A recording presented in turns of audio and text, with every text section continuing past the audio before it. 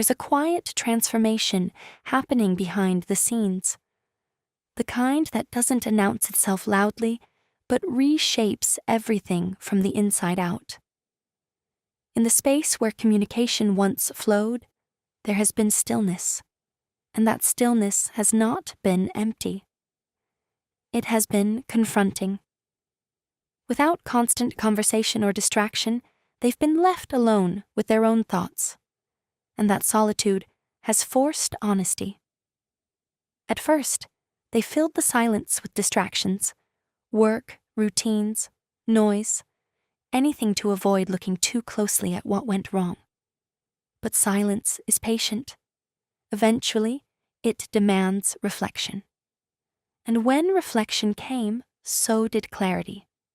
They've begun to understand that what you were offering was steady, intentional, and real. You weren't asking for perfection. You were asking for presence, for consistency, for mutual effort. And now, they see that while you were investing emotionally, they were hesitating.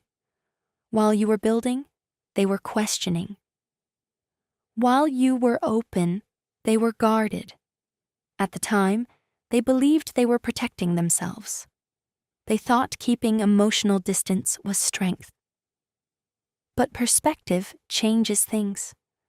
What once felt like self-preservation now feels like fear. Fear of vulnerability, fear of responsibility, fear of fully committing to something meaningful. And that realization hasn't been easy. There's a particular kind of regret that arrives quietly. It doesn't explode dramatically. It settles in slowly, appearing in ordinary moments. During a drive, in the middle of the night, in pauses between daily tasks. It's the awareness of what was there, and what is no longer within reach.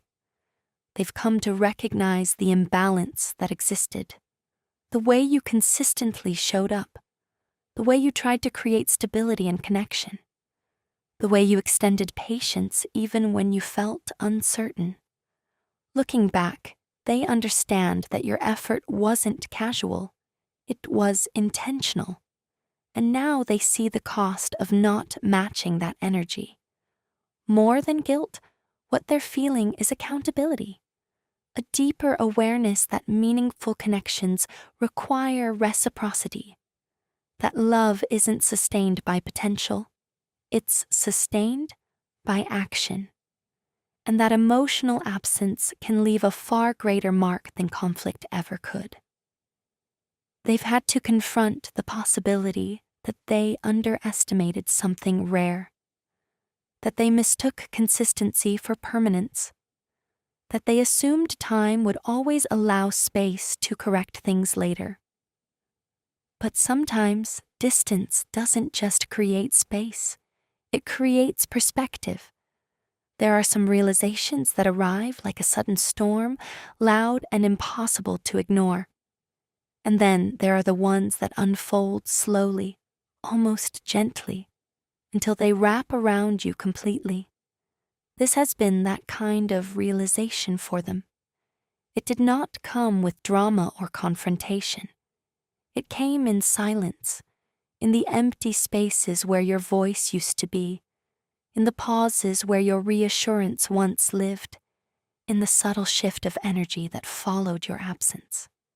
At first, they tried not to think too deeply about it. Life continued. Days moved forward. Conversations happened. But something felt undeniably different. The atmosphere around them lacked the warmth it once carried. The emotional safety they had grown accustomed to was no longer there to lean on. And without that steady presence, they began to understand just how much of their peace had quietly depended on you. You were never loud about what you gave.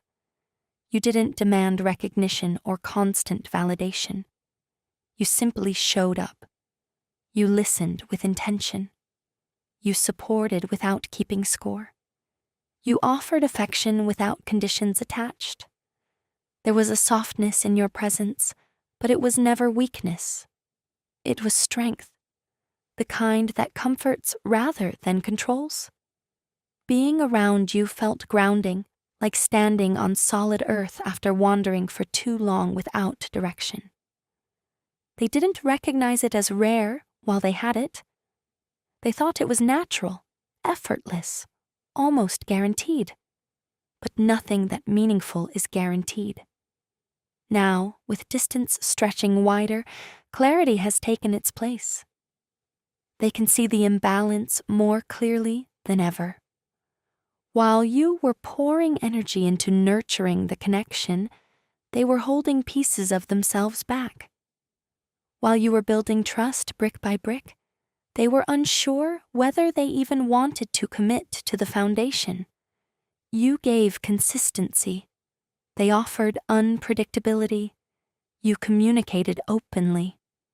They retreated behind pride and hesitation.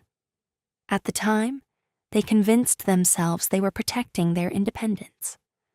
They told themselves they needed space, that caution was wisdom, that giving less meant risking less. But reflection has stripped those explanations of their comfort. What they now see is not strength. It is fear. Fear of being fully seen. Fear of matching your emotional depth. Fear of being responsible for something real and lasting. The hardest truth to face is not that you are gone. It is that they contributed to that distance. You were not asking for extraordinary gestures. You were asking for presence, for effort that matched your own, for reassurance when doubt crept in, for stability instead of mixed signals. And instead of meeting you there, they allowed distraction, ego, and immaturity to create cracks in something that could have been solid. They think about the way you prioritized them, sometimes even above your own needs. They remember how you made them feel understood without judgment, valued without conditions, wanted without games. That kind of energy is not common. It cannot be replicated by simply finding someone new. It is built through authenticity and sustained by mutual care. Now, in quieter moments, they feel the weight of what was once in their hands. Not in a dramatic, self-pitying way, but in a reflective, sobering way. They understand that love cannot thrive when only one person is carrying it.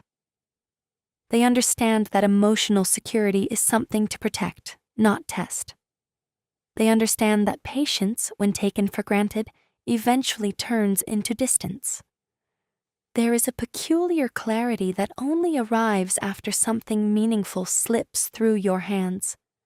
It doesn't come immediately. At first, there is distraction, denial, even relief. But eventually, when the noise fades and the days settle into routine, the truth begins to surface. That is where they find themselves now, in a quiet confrontation with their own reflection. Your absence has not simply created distance, it has created awareness. Without your presence softening their world, they have been forced to sit with parts of themselves they once avoided. The excuses they used to justify their behavior no longer feel convincing. The pride that once felt protective now feels isolating. The emotional walls they believed were strength now look more like barriers that kept something genuine from fully growing. What they are beginning to understand is that what existed between you was not casual or ordinary. It wasn't just shared time or fleeting chemistry. It was alignment, the rare kind where conversations felt effortless, where silence felt comfortable, where being understood did not require constant explanation. That kind of connection reshapes a person. It invites growth. It challenges fears. It asks for honesty. And instead of embracing that invitation, they hesitated. Now, in retrospect, they see the pattern clearly. When vulnerability was required, they retreated. When openness would have deepened the bond, they deflected. When reassurance was needed, they chose distance. They convinced themselves they were maintaining control, protecting their independence, guarding their emotions. But what they were actually guarding themselves from was intimacy, the kind that demands authenticity and emotional courage. Sitting in the aftermath of those choices is not easy. There is no one left to blame, no external circumstances to hide behind, just the undeniable realization that something meaningful was mishandled. They are questioning their own reactions now, wondering why they struggled to meet sincerity with sincerity, depth with depth, love with love. The hardest part is recognizing that love is not a game of endurance or ego. It cannot thrive on tests or silent competitions. It grows where there is care, protection, and mutual effort. You were offering that space, a place where honesty could exist without judgment, where commitment did not feel like confinement, where partnership meant growth rather than loss of self. And instead of fully stepping into it, they kept one foot outside, unsure, guarded, afraid. They may not yet have the courage to articulate all of this. Pride does not dissolve overnight. But in their most unguarded moments, when there is no audience, no distractions, the truth is undeniable. They understand now that unconditional love is not common. It does not appear in every chapter of life. It is not easily replaced once lost. What lingers with them is not just regret, but awareness. Awareness that they once experienced something many search for endlessly. Awareness that they were given loyalty, patience, and sincerity without manipulation. Awareness that they allowed fear and immaturity to cloud their judgment. For years, I moved through the world like a shadow, shaping myself to fit into spaces that weren't made for me. Every smile, every word, every gesture was carefully measured, rehearsed, and filtered, because I had learned early on that anything less could leave me invisible. But it wasn't just about being liked. It was survival. It was about proving that I belonged in a world that constantly measures worth by appearances, success, and the ability to play a game I never chose to join. There was an invisible pressure, relentless and quiet, pressing me to keep pace, to keep striving, to keep performing, even when I felt hollow inside. I wasn't merely trying to fit in. I was fighting not to vanish, not to be overlooked, not to be forgotten by a society that rewards only those who can pretend perfectly. So I learned to mask myself, to construct a version of me that seemed composed, confident, untouchable. I perfected the art of appearing whole while the inside of me frayed, quietly unraveling. No one saw the exhaustion behind my laughter, the panic behind my calm. No one understood the private storms that roared beneath a surface carefully engineered to appear effortless. And slowly, painfully, I realized that the only person I could truly depend on was myself. No one else could shoulder the weight I carried. No one else could navigate the chaos that no one else ever saw. I was alone in my battles, and that loneliness demanded resilience I didn't yet know I had. At first, turning inward felt like freedom. For the first time, I wasn't performing for anyone.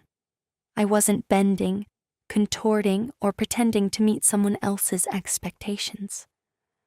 I was learning to exist on my own terms, and it was intoxicating. There was a strange thrill in discovering that I could live without constant validation, without the exhausting need to be seen in a certain way, but freedom has shadows. The deeper I went into myself, the more I felt the weight of emptiness pressing against me. I discovered ways to escape, ways to soften the sharp edges of reality.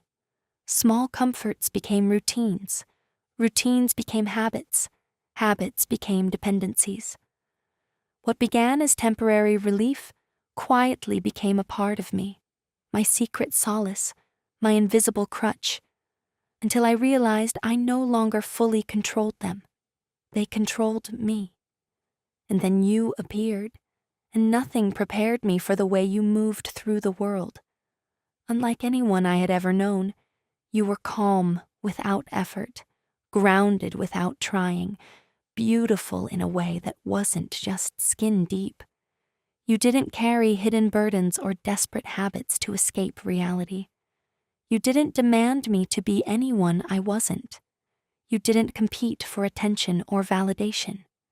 You simply existed in your own orbit, and it was breathtaking. Being near you made the chaos inside me seem smaller, more manageable, as if your presence alone could steady the storms I had carried for so long. You weren't like the rest, the ones consumed by appearance, gossip, or the endless pursuit of approval. You lived in your own rhythm, untangled from the noise that trapped everyone else. And somehow, in your quiet certainty, you revealed to me a truth I had forgotten, that life could exist without constant performance, without masking pain, without frantic attempts to prove worth. Your world was effortless, magnetic, alive in a way that demanded nothing, and yet offered everything. You made me see that someone could be whole without perfection, that beauty could exist without vanity, that love could be steady without expectation. And for the first time, I didn't feel the need to hide. I didn't feel the need to perform. I simply felt seen, not as the version of me I forced the world to accept, but as the me that had been buried beneath years of survival, escape, and fear. There are moments in life when someone appears, and it's as if the air itself shifts around you. You didn't announce yourself. You didn't perform or prove. You simply existed, and that existence was enough to make everything else feel smaller, quieter, and somehow more real. You were like a window opening in a room I had forgotten was filled with light, a gentle reminder that life could be softer, slower, and more meaningful than the patterns I had become accustomed to.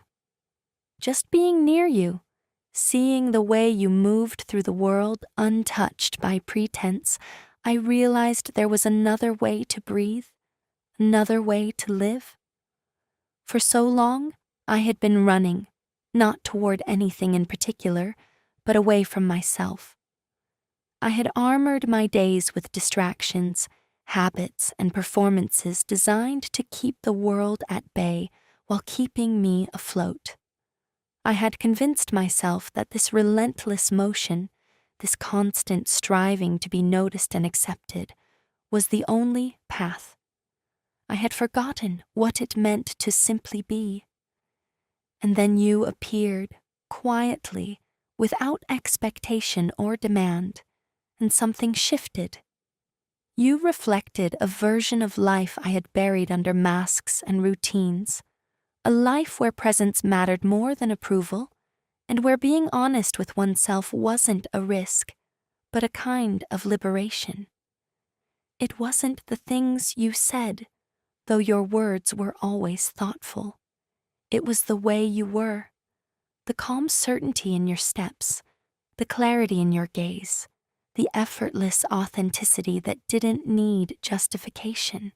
Being near you made me pause, forced me to confront the parts of myself I had long ignored, the fear, the fatigue, the habits I thought were harmless, but were quietly chaining me.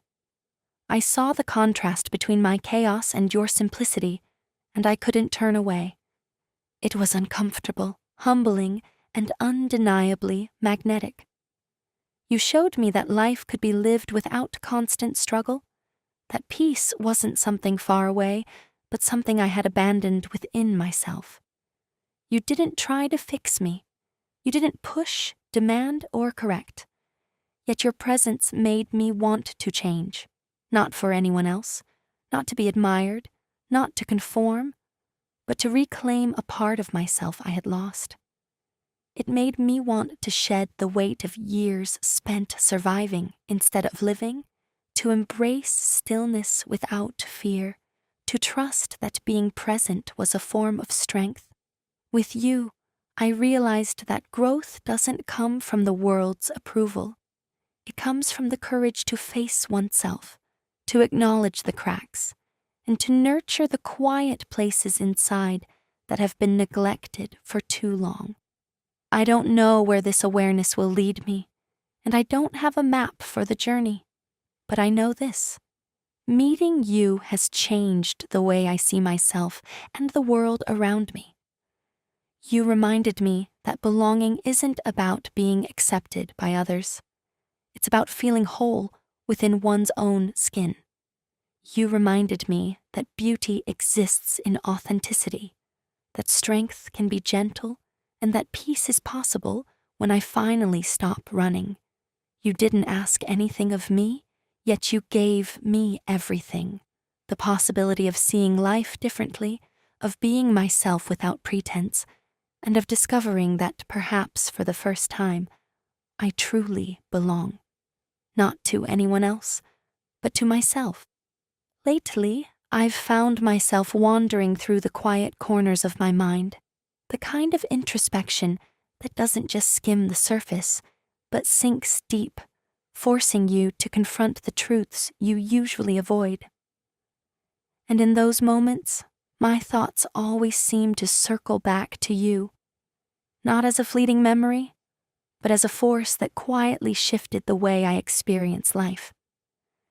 It's hard to put into words, but knowing you feels like discovering a hidden current beneath the surface of everything I thought I understood. A current that pulls me toward clarity, toward honesty, toward a version of myself I had almost forgotten existed. Before you, my life was full of motion without meaning, noise, without direction. I had wrapped myself in routines, distractions, and escapes that kept me afloat but never truly alive. I convinced myself that survival meant moving constantly, performing endlessly, and masking every crack beneath a veneer of control. And then you entered my world, not with fanfare or demand, but with a presence so authentic and steady that it unsettled me in the best possible way. Simply being near you made me see myself differently. It made me question the paths I had blindly followed, the compromises I had silently accepted, and the version of me I had allowed the world to define. What astonishes me most is that you didn't ask for anything. You didn't push, demand, or attempt to shape me. Yet somehow, your very existence inspired me to change. Not to please you, not to earn validation, but to reclaim pieces of myself I had long ignored. You reminded me that growth doesn't come from pressure or expectation. It comes from the quiet courage to face yourself, to strip away the layers of fear, habit, and distraction, and to allow your true nature to emerge. With you, I began to understand that love, at its deepest, isn't about possession or proximity. It's about alignment, resonance, and the mutual awakening of the heart and mind. Even the time we spent apart became part of this awakening. At first, it was painful, disorienting, a reminder of the distance between what I had and what I had lost. But as the days stretched into reflection, I began to see it as a necessary crucible, a period that forced honesty, self-examination, and a resilience. The separation was not absence alone, it was a space to confront the shadows I had ignored, to heal the patterns I had unconsciously repeated, and to emerge more grounded, more aware, and more capable of standing fully as myself. It taught me that sometimes love requires patience and distance before it can fully thrive, and that time apart can be a gift if it's used to meet oneself with sincerity. Now, I feel as though we are on a path towards something rare and enduring. This is not love built on impulsive attraction or fleeting desire. It is the kind of connection forged in awareness, patience, and mutual evolution. I carry hope in my chest, not naive hope, but steady, grounded hope. The sense that all the reflection, all the struggle, all the growth has prepared us for a bond that is conscious, resilient, and capable of lasting a lifetime.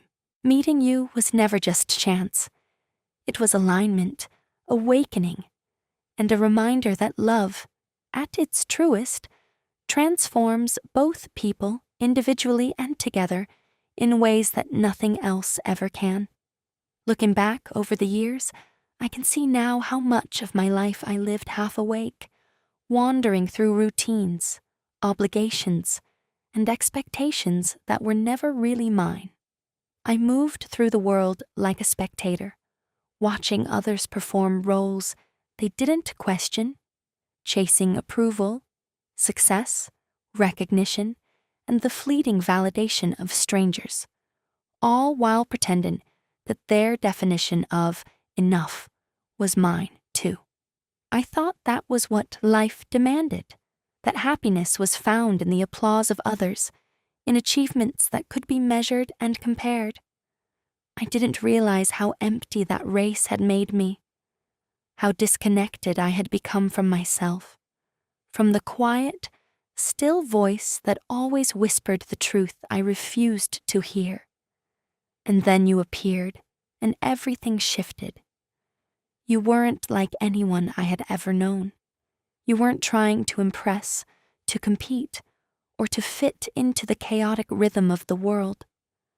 You moved through life with a calm certainty, a quiet gravity that demanded nothing, yet revealed everything. Being near you felt like stepping out of a storm into sunlight for the first time, as if the air itself had changed, as if breathing had suddenly become easier. In your presence, I realized that I had been holding myself hostage to expectations, distractions, and habits that numbed me to the richness of living. You showed me, without words, without judgment, that it was possible to exist fully, simply, authentically, and still be enough. There was a depth to you that pulled me in relentlessly. It wasn't dramatic or flashy, and it couldn't be named at first. It was in your calm confidence, the quiet way you held your center, the gentle, unshakable sense that life was more than what people pretend it is on the surface. You carried a strength that wasn't loud but undeniable, a sense of self that didn't bend for anyone. And I realized slowly that being near you was like looking into a mirror I had been avoiding. I could see the person I had allowed myself to become, the cracks I had hidden behind routines, distractions, and the constant chase for recognition. I saw the parts of myself I had neglected, the parts that wanted peace, connection, and honesty. And for the first time in a long time, I wanted to become that person again, not for anyone else, but for myself. Even the time we spent apart became a part of this transformation. At first, it felt heavy, confusing, painful, a reminder of the distance between what I had and what I had lost. But in that separation, I began to understand the deeper purpose of space and time. I confronted my fears, my patterns, and the ways I had avoided facing myself. I reflected on the lessons I had been ignoring, the growth I had postponed, and slowly I began to see that love, real love, isn't about proximity or convenience. It isn't about the easy moments alone. It's about becoming the person capable of giving and receiving connection that is conscious, intentional, and enduring. The distance, though bitter at first, became a crucible that refined me, sharpened my awareness, and forced me to meet myself in a way I never had before. And now, looking back, I see everything differently. Meeting you was not a coincidence. You entered my life at exactly the right time to awaken me to the truths I had been avoiding. You didn't try to fix me, you didn't demand change, and yet you inspired it anyway. You reminded me that life can be lived without masks, without endless striving for the world's approval, without the exhausting pretense that leaves the heart hollow. You reminded me that connection, authenticity, and presence are far more valuable than anything superficial the world may offer. And because of that, I am learning to live, to love, and to grow with clarity I didn't have before. I don't know what the future holds. I don't have all the answers, and perhaps that is the beauty of it. But I do know this. The bond we share has left a permanent mark on me, shaping the person I am becoming, the way I see the world, and the way I hope to love. I hope that when our paths cross again, we will meet as the fuller, wiser, braver versions of ourselves, people who are ready for love that is conscious, enduring, and deeply true. Until then, I carry gratitude for every moment, every lesson, every reflection, and above all, for you, for being the presence that made me believe in the possibility of a life fully lived, a love fully embraced, and a self finally realized.